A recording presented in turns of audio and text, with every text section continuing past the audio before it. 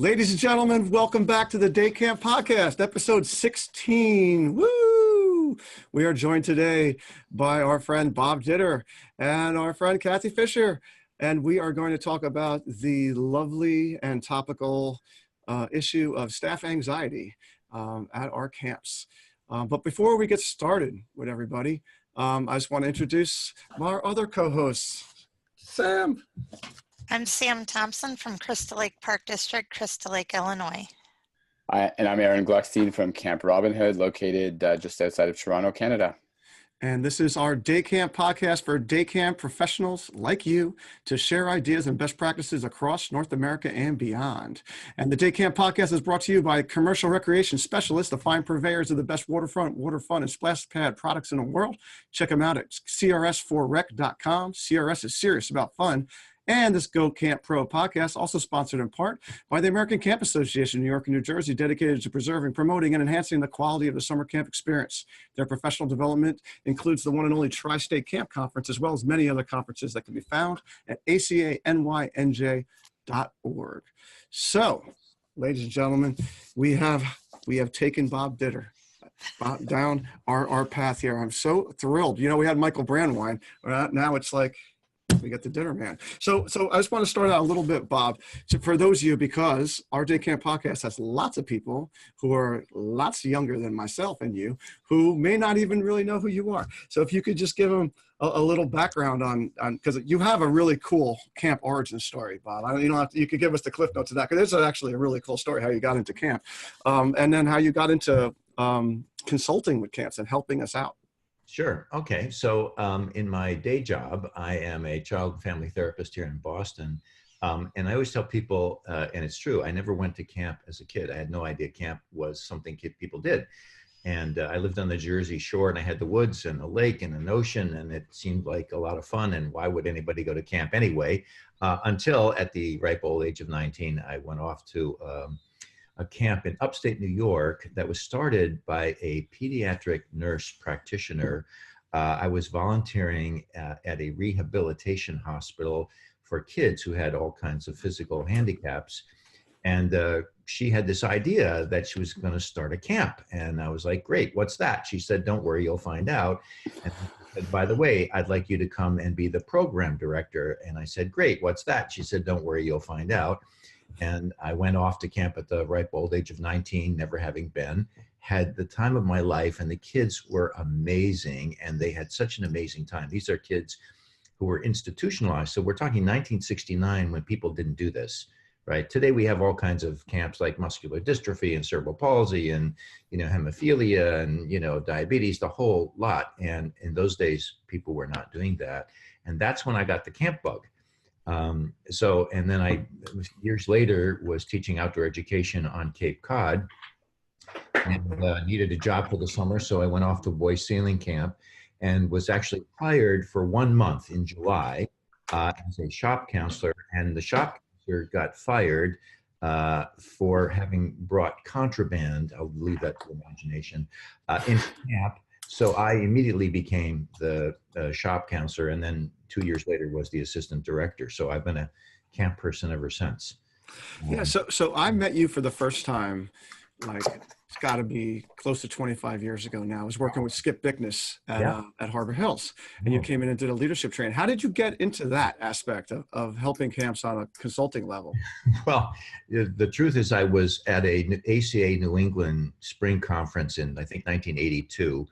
And I did a couple of sessions, and this camp director came up to me. He was actually the director of Tapawingo at the time. And he said, I want you to do exactly what you did with my staff. Do you do that? And I was in my head, yeah, why not? I said, sure. And then he said, what do you charge? And I was like, in my head, I have no idea what I charge. And when I told him my price, he said, is that all? At which point I went, oh. Wow. Yeah. Well, you definitely are able to articulate and provide some really great insight to, knowing how kids think and feel and such. And you've definitely helped me shape my camp, which I started from scratch. So I want to thank you for that. Yeah. All right. I have been a fan for years. Oh, well, thank you. That's so kind of you to say that. Yeah.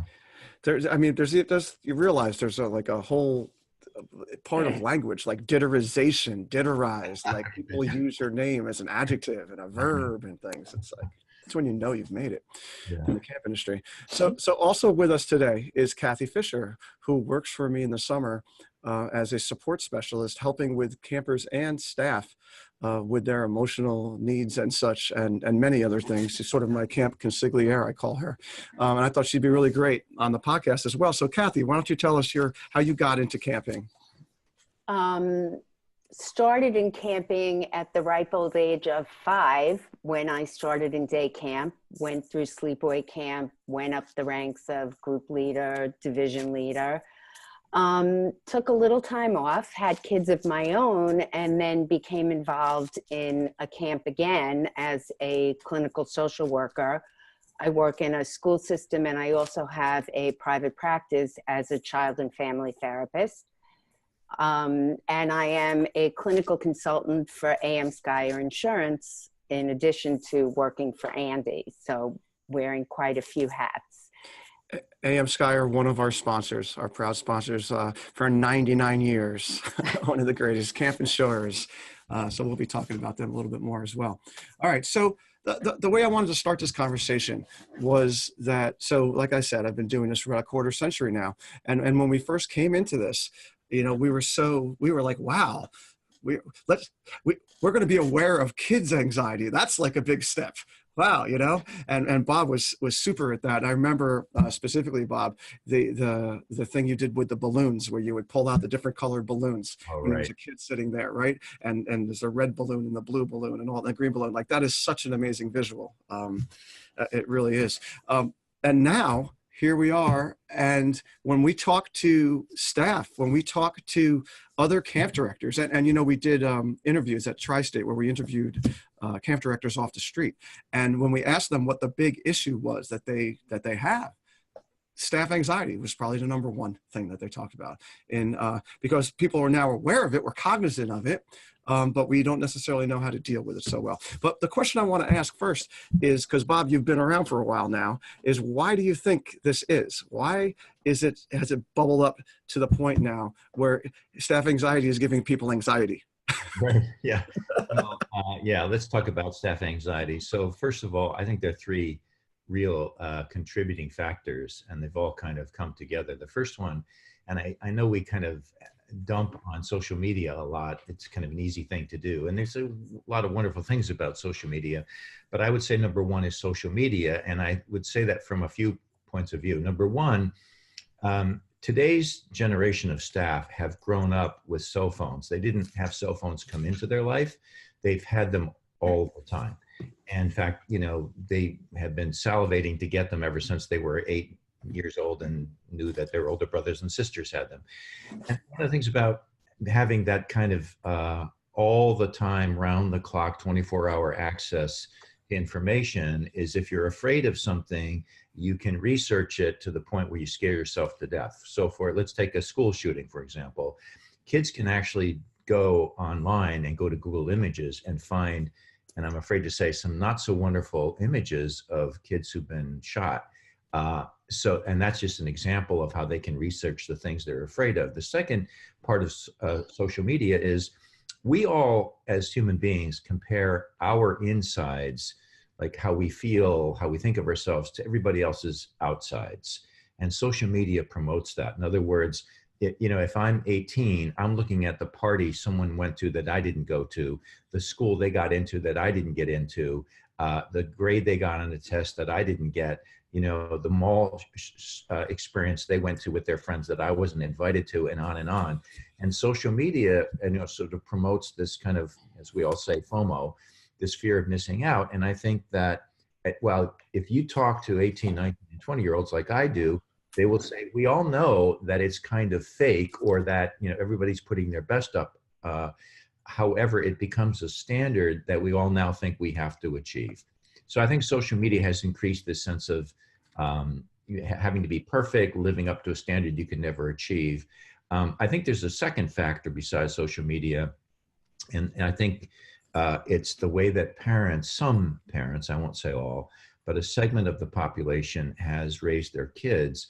which is, as we call them, helicopter or snowplow parents, meaning clearing the way for their kids. And the problem with that approach to parenting, the phone call that many camp directors get from parents where parents say, I just want my kid to be happy, meaning please do anything you have to do to accommodate my kid. The problem with that is that kids haven't had a chance to develop their own coping skills.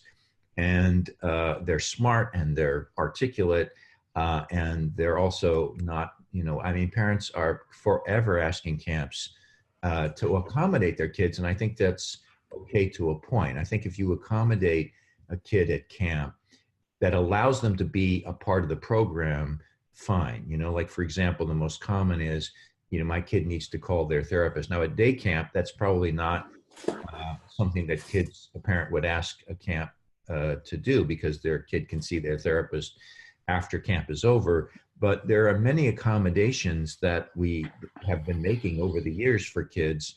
And as a result, they're not really developing their own grit, their own resilience, their own coping skills. And the third is, unfortunately, because of this surfeit of information, we have young people who are really terrified of global warming, of school shootings, and are constantly being reminded of these things. So their alarms are going off all the time. My niece, Rebecca, who's in Seattle, is 24, and she's like, Uncle Bob, I'm not sure the world's going to be here in 10 years, and we have the Parkland shooting and the Newtown shooting. And I think kids are really worried about, should I be alarmed? Should I be on the lookout? So is it any wonder, by the way, Andy, you mentioned, it's coming home to roost and that camp directors are finally aware of it. I'm going to give you three facts. The National Institute of Mental Health, which tracks this sort of thing, tells us that kids between the ages of 13 and 18 in the United States, 25% of them, which is huge, that's epidemic, have a formal diagnosis of anxiety. Oh my gosh. Yeah, we've never seen that before. That's epidemic. And the second factor is the Healthy Camps Committee, which is an ACA national project, in 2015 did a survey with camp directors, and they found what you found at Tri-State, which was the number one concern of camp directors with regard to their staff was anxiety and depression. And the third factor is the American College Health Organization, which puts college student diagnoses at 14%. So 14% of all college students, at least the ones we know about, have a formal diagnosis of anxiety of some kind or other. That's huge. So Yeah. in regards to that, into that high percentage of diagnoses, we had Dr. Deb Gilboa on recently, and she's terrific. She's an MD and she has a great insight on this. And one of the things that she's trying to get camp directors to understand, to put forth to not only the kids, but their parents, because I believe, and I think most of us probably agree, the parents feed into this anxiety so tremendously. Sure. The kids start out with nothing. They're just blobs of Play-Doh, and the parents start feeding and making them into these little anxiety mongers in a way. But camp is an environment where we almost invite stress, discomfort, challenges, sure. Right? Sure. And because we know that these challenges, this discomfort, it leads to growth. We know this, right? But we now have a generation of people that as soon as they start feeling this discomfort, like you said, the alarm bells, great metaphor, goes off, and they're like, wait, I'm uncomfortable. I'm not safe right now. This is not good, right? I think just to kind of add to that, the alarm bell is your heart rate goes up, your perspiration rate goes up, you feel your chest tightening. So there are these very real somatic, signs that we experience. And if you know that you're okay, that, I'm just nervous because I'm about to get up on a horse and jump for the first time in my life, or go down the zip line, or go in the deep end of the pool, or, meet some new friends that I've never met before, and I'm a little nervous about it. You're like, okay, that's what happens. But if you don't know that, and your heart rate goes up and you start to perspire and your palms get sweaty, and you get a little warm and you're feeling that tightening and you think something's wrong, then there's a feedback loop. And then it's like, oh my gosh. And I think you're right. I think parents have said, oh, anxiety. I call it stress. Right, right. So that's my point is that we're saying here 25% of these, like, middle school, high school kids could have a diagnosis of anxiety. And I'm sitting there saying most of it's normal, right? But it's being diagnosed, it's being communicated and understood as anxiety. Well, yeah. So Bob, is there also some hereditary factors? I only ask that because my husband and two of my daughters are all three diagnosed, and then my son got away with nothing. So is it, let's ask your son what his secret is, right? right, exactly. Yeah. Well, look, So, it's pretty clear that there are genetic factors involved in both anxiety and depression. That's been, we've known that for years now. However, that doesn't, just because you have a hereditary predisposition doesn't mean that those particular genes are going to be expressed. We know now that a lot of how those genes become expressed depends on environmental factors, right?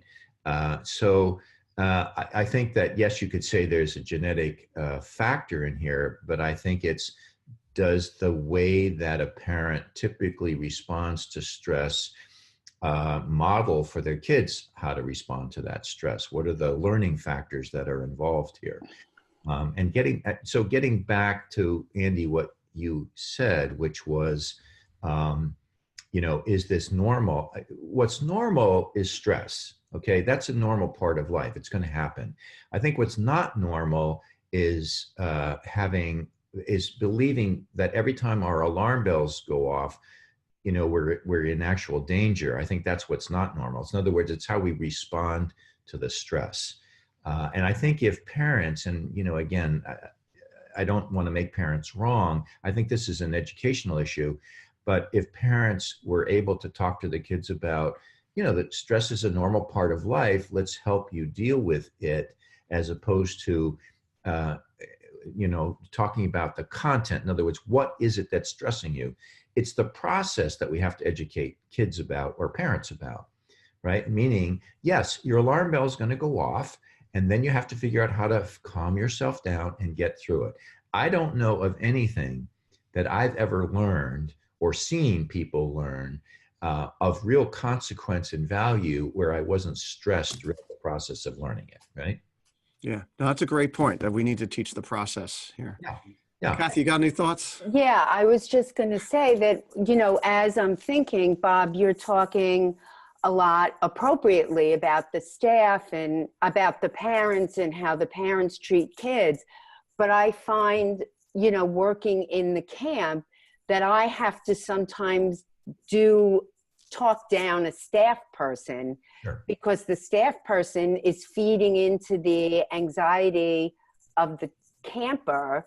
Because when the camper goes up there, if the staff member is someone who also has some degree of anxiety about climbing up to the top of the zip line because they're afraid of heights, kind of how I usually try to normalize most of that to help the staff person support their campers, right, when their campers get anxiety, to kind of do some of what you're talking about it and frame it more in terms of stress. Can you say a little bit about that? Yeah, I can say a few things about that. I think, first of all, I think that's a great observation, and I think it works both ways. I think campers trigger anxious staff, and then there's a feedback loop. It's mirroring. In other words, if a camper is nervous, by the way, I think campers are nervous not just about activities. I think they're nervous about social things as well. I agree. Like meeting new kids, or someone's teasing them a little bit. And I don't mean bullying, I mean teasing. There are lots of ways that kids get anxious. And I think counselors who haven't developed coping skills of their own get triggered. And then, of course, it's a runaway system. Yeah, I think, first of all, one of the problems is that, during staff week or during orientation, there's not a camp that is so good at training that we're going to make up for all of the coping skills that a staff member hasn't learned over the last 10 years, right? We're not going to do that.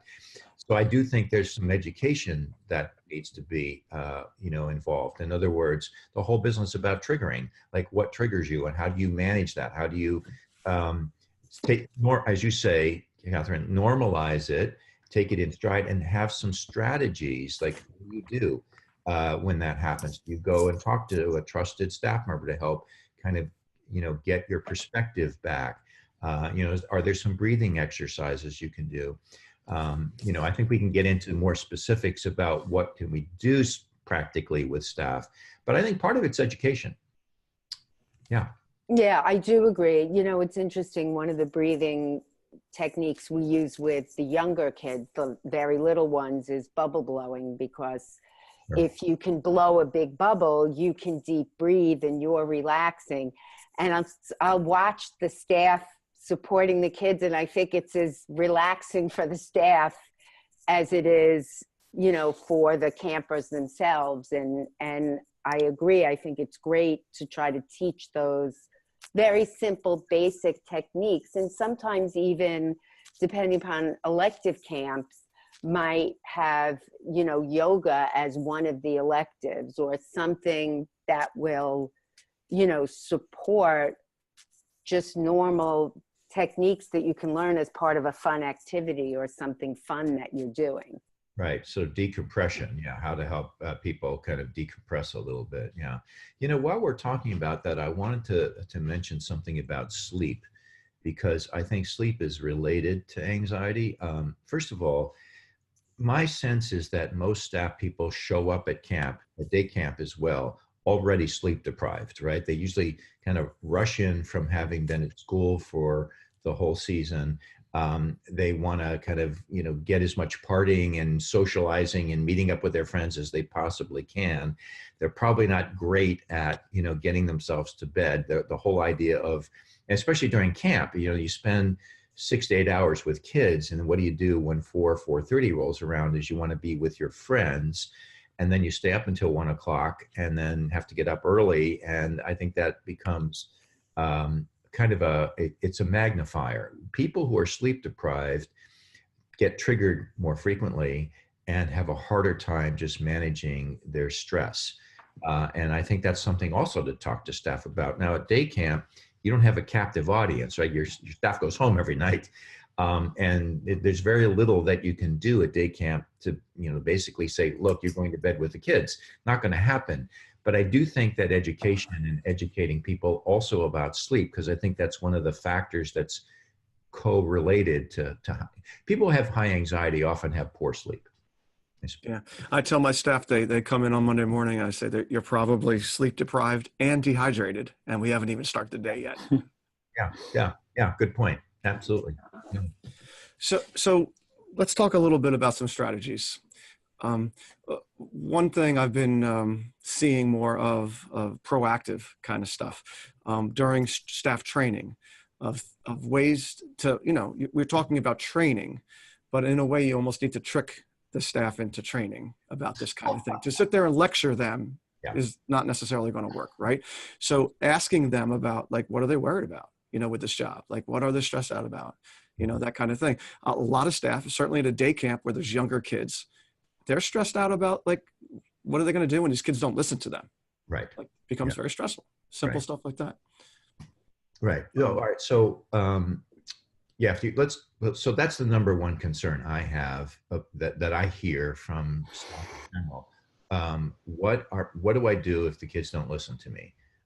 And one of the things that I think they do is they make this leap between kids listening to them and what's my sense of power or effectiveness. And what I think they miss is just the whole business of developing a relationship, that they don't see developing a relationship as a child management tool. So it doesn't feel to them like that has any impact. And what I say is, look, kids aren't going to listen to you unless they feel connected to you. So the number one thing you have to do is to develop that relationship. And by the way, when you do that, when you actually spend time with the kids, get down on their level, all the little things we talk about, making eye contact, appropriate use of touch. I think touch, by the way, is good both ways.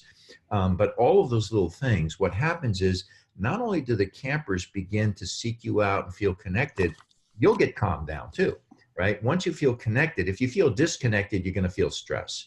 So I think one of the things is reminding staff people about the value and the power of connection. The second thing is I ask staff people to answer a question, and I do it in smaller groups. And one of the questions is, what's it going to be like for you to be off of your social media for 80% of the day or more when you're here at camp? And how are you going to manage that? What is that going to be like? And to do that in a small group discussion, meaning breaking the staff up into smaller groups. I say smaller groups because I think staff have a greater chance of actually sharing in a small than a large. Absolutely. The second question is, can you tell me about something that used to be really challenging for you that you now do fairly routinely or much more easily, and what was that? And there's a reason to ask that question, and that is, look, you've been up against a challenge before and you've managed it, right? Whether it was, I don't know, riding a two-wheel bike, learning how to do math, right? Making friends in a group where you don't know anybody, asking for help. I think you have to prime the pump and offer some suggestions, but I think it's important that everybody in the group share what's an example of something that I have overcome and now can do easily that was once a challenge, because it's like you've got it in you. If you've done that, you can do it again. And by the way, this is again where we were talking about normalizing. If you've never worked with young kids before, it's normal. Why wouldn't you be nervous about it? Of course you would be. And by the way, that's your brain's way of getting you up to do the best job possible, right? I always say to people, if I'm not nervous before I give a talk, it's not going to be a good talk, right? Now, if I'm so nervous that I flounder and I can't remember my words and I lose my train of thought, right? There's that sweet spot. But I think, again, it's like, of course you're nervous about working with young kids if you've never done that before. That's normal. That's your brain's way of getting you up to do your best. And you'll learn. And part of learning, whether it's, meeting the kids, learning to get to know the kids, their names, their little idiosyncratic behaviors, all of those things, it's like any other skill, right? The first time you got on a two-wheel bike, the first time you went down a zip line, if you've ever ridden a horse, all of those things are probably things that caused you a little anxiety. That's part of the learning process. That's great metaphors. I mean, for someone like myself, I was a professional musician. I totally agree. Yeah. I could know all the songs backwards and forwards. If I wasn't a little nervous before performing, something was going to go bad. That's right. Yeah. Too It gets you overconfident. up. It kind of gets you up to do your best. Right. Yeah. And here I am, like, my 20-something year of camp. There you go. And my God, I can't sleep the night before the first day. That morning, I'm a ball of who knows what, Yeah. Last year, I found I had a girl that came to me with a terrible case of resting bitch face. And it turned out that it was her anxiety. And what we had to impress on her was the basic thing of first impressions. And what your face is saying is scaring the parents or their children away. And once we got past that part, she was wonderful, and she's back again this year. But I don't think they always have the social skills about, my face is saying this. Right. Yeah. That's an awareness problem. Yeah. Right. Body language. Yeah. Yeah. But I also think some of that comes, Bob, from what you were saying at the beginning about how much time they're on social media and they're with their phones. Camp, for a lot of them, is really the first time they're doing a lot of significant face-to-face interactions. Yes. Right. Yeah. We look at this, we meaning older people, look at this and are like, oh, wow, can't wait to go to camp and get back to basics. But for these younger folks, it's a complete difference in their lives and anything they've ever experienced. Yeah. No, Right? I agree. Which, of course, is stressful. Yeah. Hey, Adam Branker, who's at Jeff Lake, and I know was at Love Tri, that. he did a couple of sessions. He talks a lot about Gen Z, and he says, look, whatever we think about social media, that's their primary way of connecting with each other.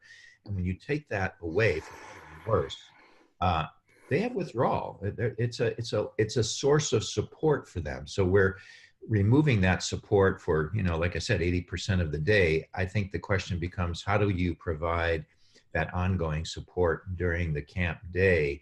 I mean, for example, if I'm, 18, and I've got a bunch of 3.5 or 4-year-olds, and they get a little like overstimulated, and I don't know how to manage that.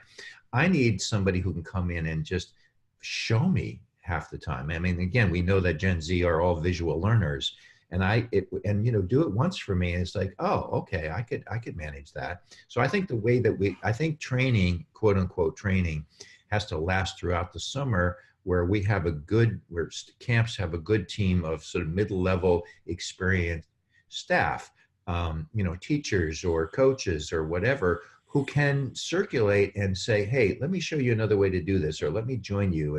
And I think that kids, that helps to reduce, knowing that support is there. I have Gen Z staff who say to me, look, we're good with the little stuff, but if I've got a kid who's 5 years old and he's a little ADD and really impulsive, I don't know how to manage that. And rather than you stress out about it, having a mid-level staff person come in and kind of demonstrate some techniques, I think is great. Right, no doubt. So also, regards to strategies, you touched on something that is very poignant of having a person to talk to, right? Like these people needing to know who they can talk to, right? So at my camp, we have a very clear sort of line of supervision, right? And we're fortunate enough to have Cathi here as a support specialist, that if they're not getting what they need from their next level up, they can always go to her, who's the sort of expert in this anyhow. Right. Let's talk about some other kind of strategies, some kind of concrete things that we could recommend to staffs so that they can they have a clue, because a lot of camp directors are like me. They're very nice, well-meaning people, but we're not experts in this area. Yeah, exactly. Sure. And we very much recognize it. Yeah. Well, another thing I think that's really important is exercise. And I love the whole idea of yoga for staff. However, at a day camp, are you really going to have sessions for staff separate from the kids? So how do you there's some really great stuff, some really great yoga for kids. And if in exercise with the kids, there's actual exercise with that the staff get to participate in that exercise too, I think that's great. I also don't know, resident camp is a little bit obviously structured a little bit differently, because they don't have to get it all done from 8:30 until 4 o'clock. But having some kind of exercise club, like a walking club or a dance club or a yoga club, and how much do you mix that in? Because we all know that so here's what we now know about exercise. What we used to know about exercise was it was a great de-stressor. Now what we know about exercise is it's actually prophylactic. In other words, the more that you exercise, the more that you actually can ward off anxiety, because you're going to manage your stress better before it comes. So that's another thing. I also wonder about having what I call home support groups. In other words, if you were to take your staff, mix them according to their experience, number of years at camp, and have people who check in with them on a regular basis. In other words, as a group, like just what was a highlight of the day, or the week? What was a low point? What was a challenging thing for you? I think it's, again, just what kind of home group support do we give to our staff during the day, or during camp time? By the way, I think that more and more camps are moving to have a therapist or some expert on staff, not just for the kids, but like you say, to troubleshoot with the staff. I think it's a great idea. Yeah. 20 years ago, 15 years ago, when camp directors would get together, we would talk about the crazy parent, right? That was the conversation, or the crazy kid. Now, that's all we do is talk about the issues we have with our staff. Yeah. It really is amazing. Right. So going back to the strategies, because I know, working with Cathi, she's amazing at distracting people and getting them to breathe and refocus their energy and thoughts and such like that. Mm-hmm. But that's the kind of stuff I want to just talk about a little too, for these camp directors out there, for when they're experiencing one of their staff people coming to them, or maybe not even coming to them. They have to actually go to them because they're seeing them exhibit these signs. Yeah. So I'm going to actually move it back a little bit. I think during staff week, you actually should talk about anxiety and stress. I think that, like you said, Andy, camp is is full of stress. I mean, natural stress, meaning, trying a new activity you've never tried before, or taking it up the next level, or meeting people you haven't met before, or working with people you haven't worked with before. So I think there needs to be some way to talk about camp as a place where stress happens naturally. By the way, if anybody won the lottery, they'd be stressed, so stress isn't bad.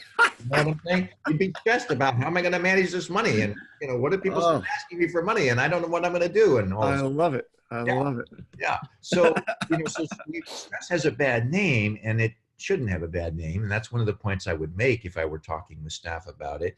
But I do this really kind of cool thing. It's called externalizing, right? So everybody thinks their anxiety is inside of them. And if you try to respond to your anxiety in a defensive posture, it's not as powerful, because you're helpless, as if you're coming from an offensive posture. So what does that look like? What that looks like is, and I actually do this exercise with young adults who first look at me like I'm crazy, but also kids. And that is, I get a squeaky tennis ball, like for a dog, right? And they don't know it squeaks. And I say, what is this? And they say, it's a tennis ball. I say, yeah, let's call it your anxiety. Then I squeak it. And they're like, oh my gosh.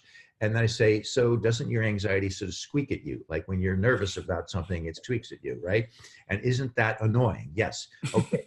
What are you going to call your anxiety?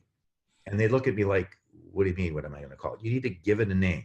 And I actually have them name it. And by the way, it would not be too hard, because everybody's going to have stress, right? It's a natural part of our alarm system, right? And so it wouldn't be too expensive to buy a bunch of squeaky tennis balls for your staff and do a fun little exercise where it's like, we used to call this name your inner critic, right?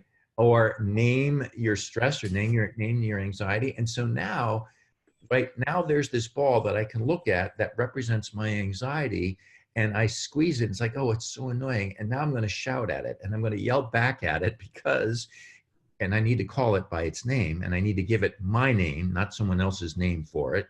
And I'll tell you what it does is it puts me in an offensive position. It's like, I know my brain does this. I'm sick and tired of it doing it to me. Damn it, stop it. And I yell at it. And I know it sounds a little crazy, and people say, do staff really do that? And say, when you do it in the whole group, it's pretty funny watching them yelling back at this thing in their head that's now outside of them, and it gives them a sense of agency. Yeah, it turns the tables. I love it. Absolutely turns the tables. And if you come from it, offense is better than defense, because offense, you come from your strengths. Defense, you're coming from a place of helplessness. And it's a cool little exercise to do. And then it's like, okay, when you are feeling stressed at camp and that stress ball is going, and by the way, they carry it around with them.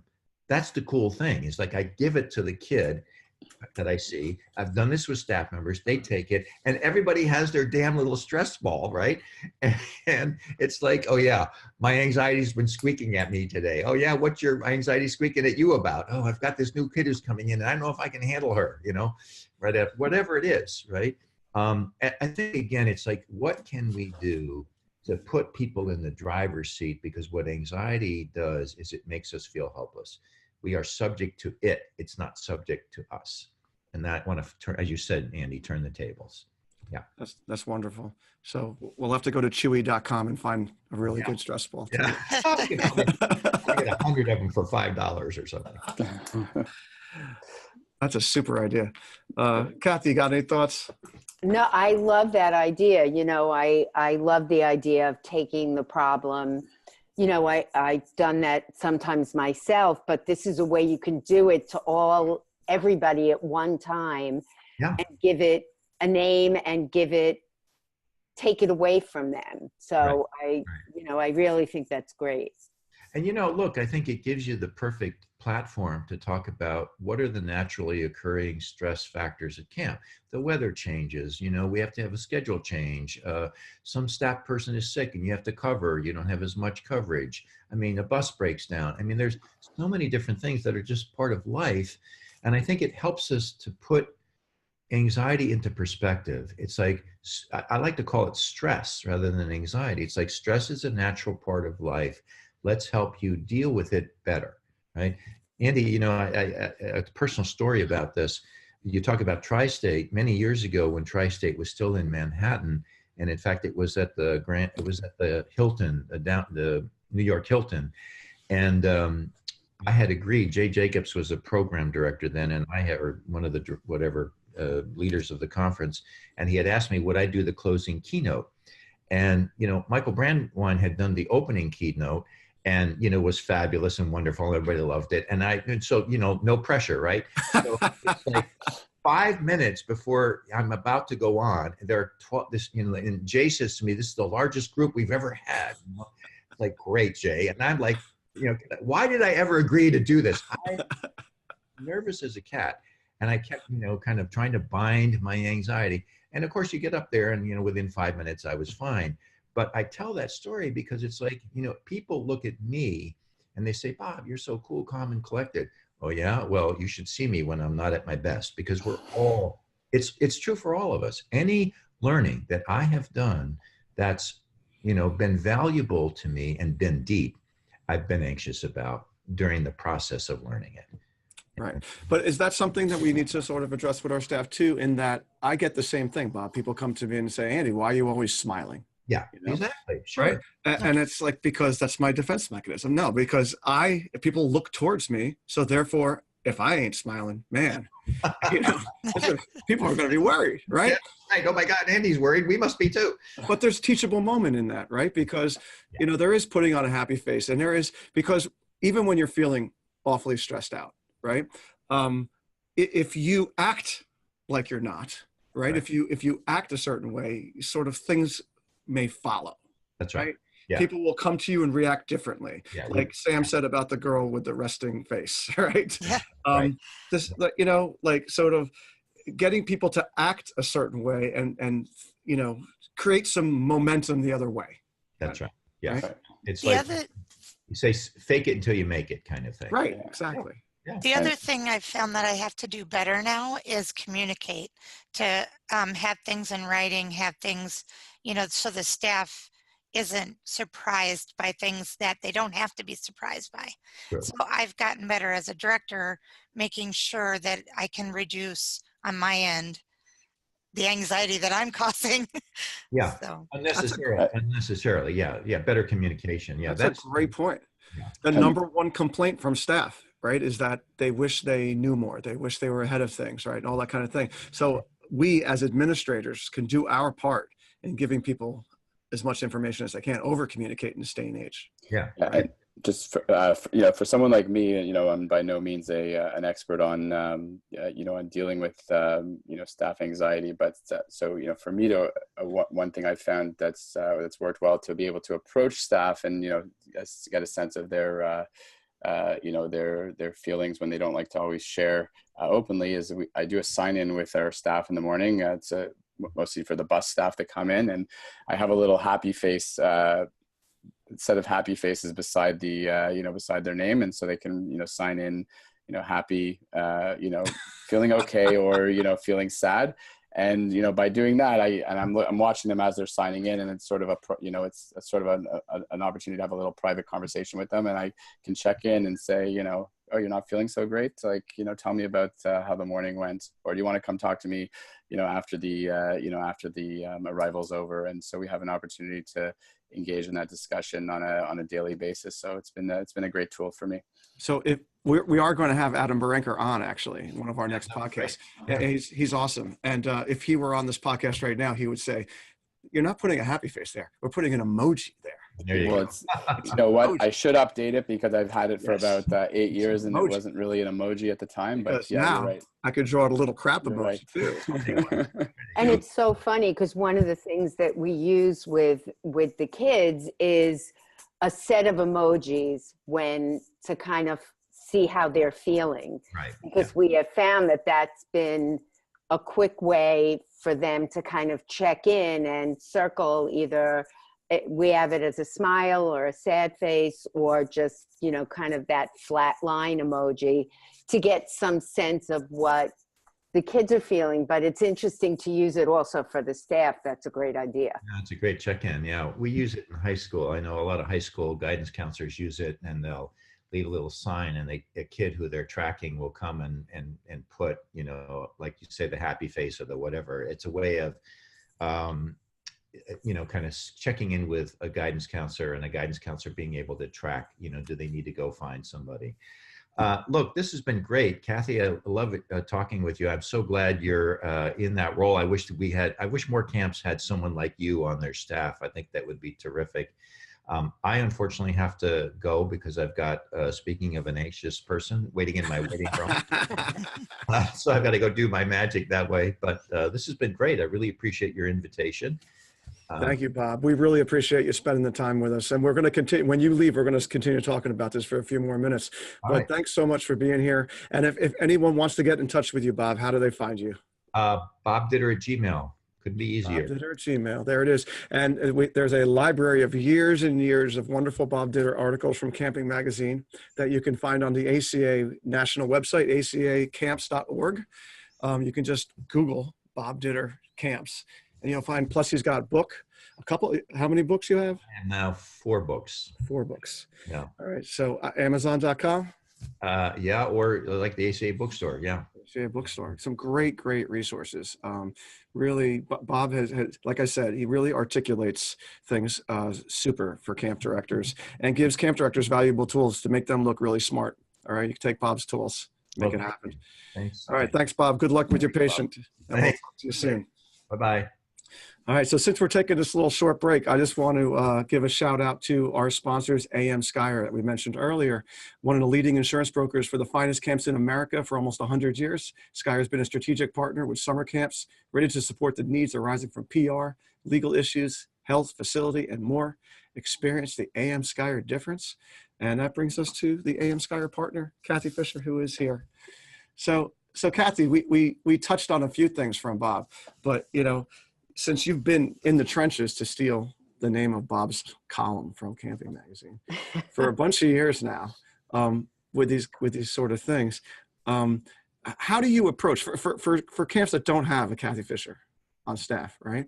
How do you approach one of these, a situation? It's an obvious situation where a staff person is overwhelmed. Call it what you want: stress, anxiety, whatever.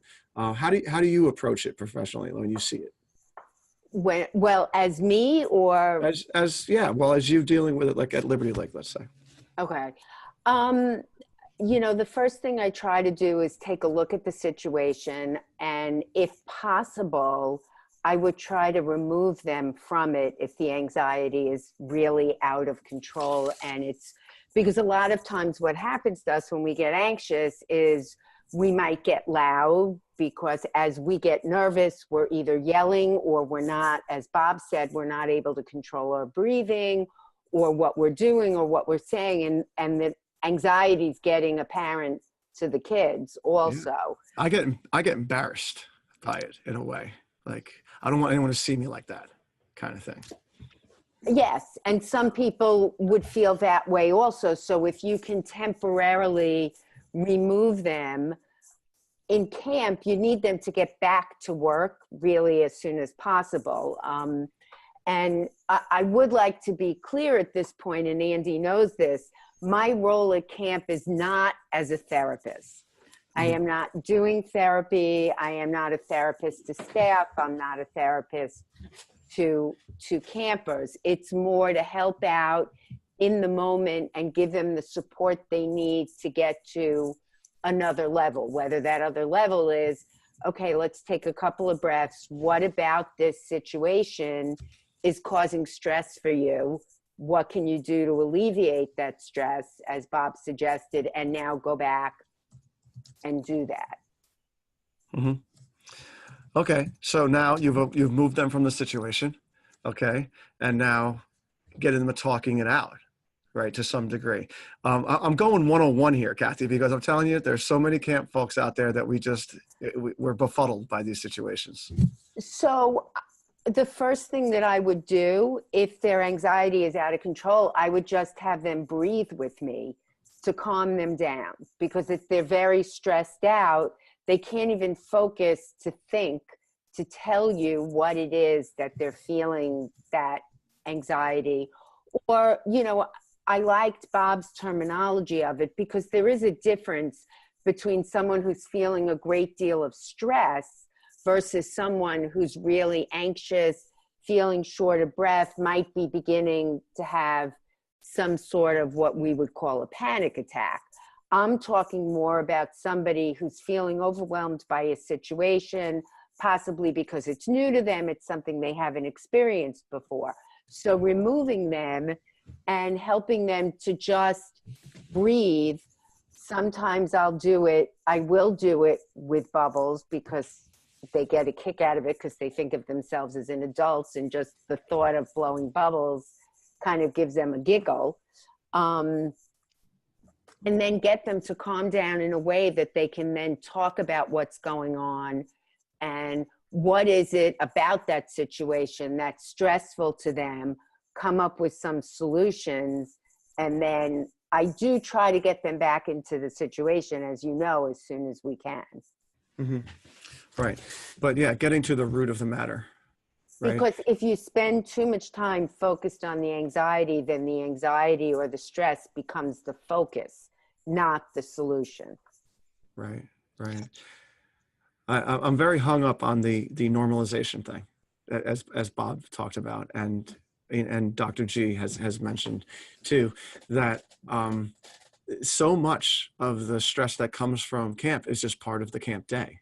Right. And day camp, where we're just, there's very little time. Like Bob had to catch himself a few times because he works with a lot of resident camps. And when you have rest hour and all this fun stuff like that, it makes it a lot more, I think it makes it easier, frankly.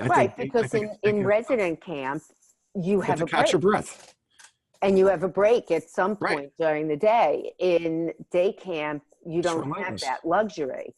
Right. But I do like the idea, actually, that Bob had of kind of acknowledging the elephant in the room at staff orientation.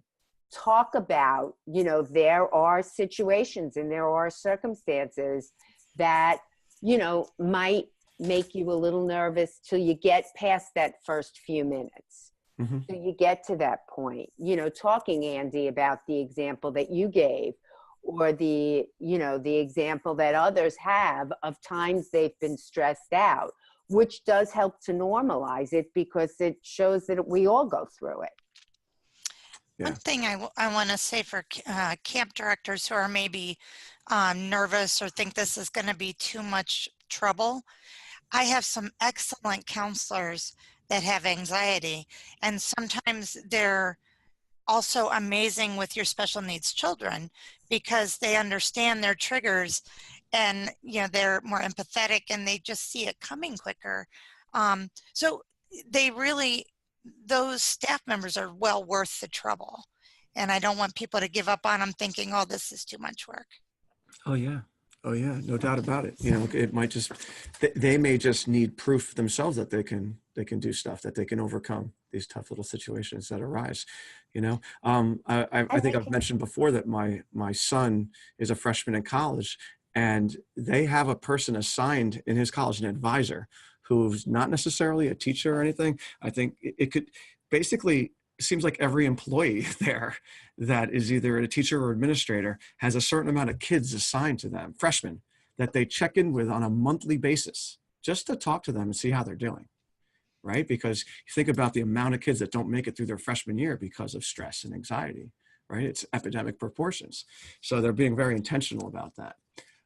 So taking that and putting it to the camp situation, making sure that our staff people have someone that's checking in with them, and having, personal conversations too, not just professional conversations, to see how they're actually doing, that actually show that they actually care about it, right? Because like Bob was saying, forging that relationship with your campers, right, will help create trust between the counselors and the campers. We need to do that between the counselors and our administrators also, so that our frontline people who are fighting that fight in this relentless day camp situation in the 100-degree heat, right, who are inevitably going to be dealing with buckets of stress, and know that they have support. Yeah, and as Bob mentioned, the sort of that squeeze toy, idea, which I do like. I don't know, some of the staff that have really severe anxiety. I don't know if they're going to feel necessarily comfortable to share publicly that that they're feeling anxious. But there might be, a variation on that could exist at your camp if you do have some people who are, not as anxious, who start coming forward. Maybe some of the more, the more severe cases, will feel more comfortable. I almost think of that, I keep coming back to this idea of the buddy bench. I don't know if you've seen this before. They have it in some schools, maybe something in a staff cabin, or, in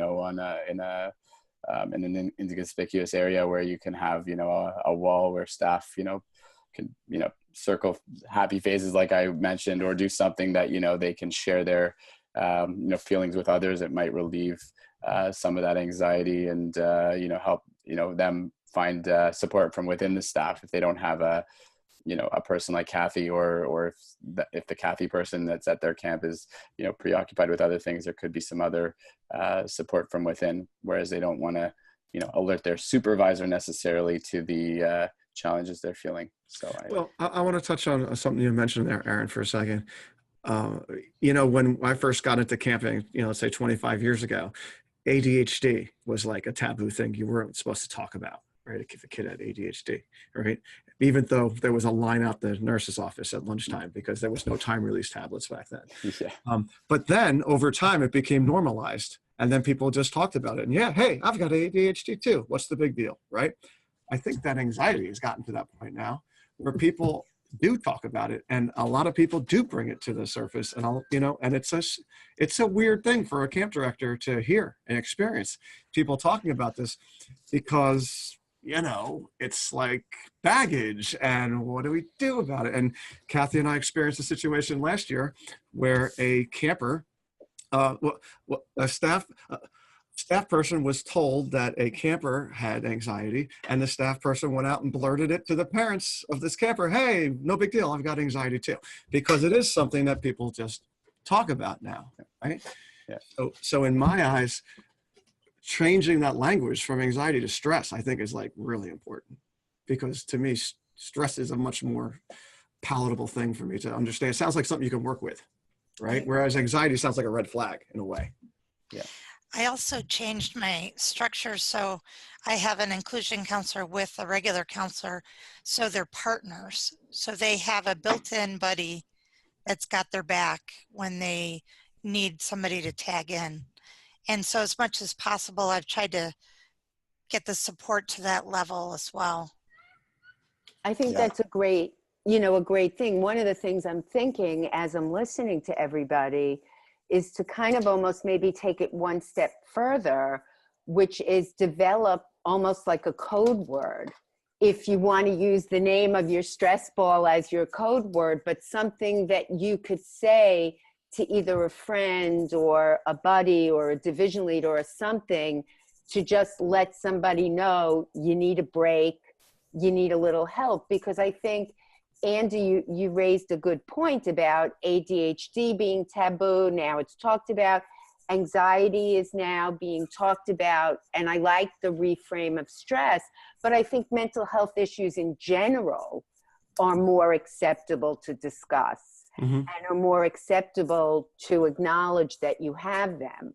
Hey, when Bob's walking around saying 25% of middle school and high school kids are diagnosed with anxiety, I mean, geez, that's pretty normal, right? And I think I don't have any ideas offhand. Maybe somebody, maybe one of our listeners can share with us. But the idea that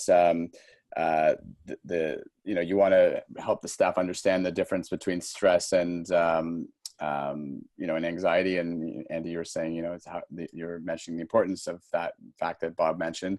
I just think that there should be a major, or definitely a focus on that during training, and maybe there's a great way to do that, so that we can reframe the message, so that those people are not not feeling the same way about it, and when there is a real severe anxiety situation, that might be a different, that does need to be a different sort of focus, a different approach. But if it's just a normal course, something that happens in the normal course of a day, then it's day camp, baby.